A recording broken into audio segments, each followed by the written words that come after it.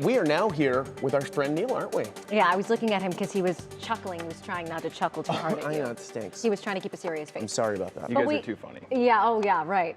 We're talking about the Ohio Casino Control Commission. Obviously a lot going on with sports betting.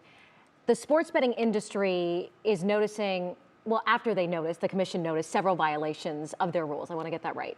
Tell us more about this. Yeah, so everyone knows that sports betting, legalized sports betting here in Ohio starts on Sunday, but regulators have noticed that some of the sports betting operators are actually violating the rules, whether that be targeting an audience too young or not having the correct labeling on their ads. The Ohio Casino Control Commission tells me they've given out more than 1,000 licenses, mostly to businesses who will host a sports betting kiosk, but there will be around 12 retail sportsbooks in Ohio and 16 mobile or online operations starting on Sunday. But we've seen all the advertisements, and so the regulators who weren't happy with some of them made it known. We were noticing a lack of consistency in the fact that, some ads did not have responsible gambling messaging on there. It wasn't conspicuous in the case of certain video or, radio ads. The message that was being read super fast. You couldn't hear it. The Ohio Casino Control Commission also took action against one of the operators for targeting an audience which was under 21. We'll continue to discuss the potential consequences tonight, coming up on 3 News at 6.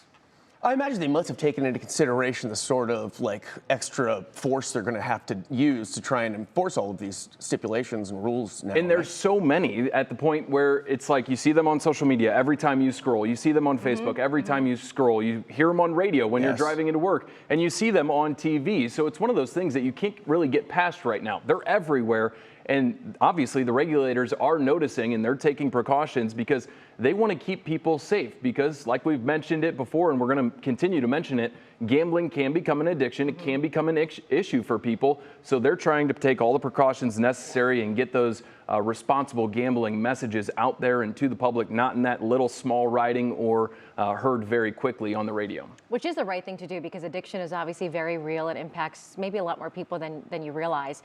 But as I scroll through Instagram, and we were talking about this earlier, I'm seeing so many ads from reality TV stars. They're doing these ads for sports betting. Yeah, so the Ohio Casino Control Commission also told me that you have to be 21 or older to be the focus of an advertisement for one of those betting companies.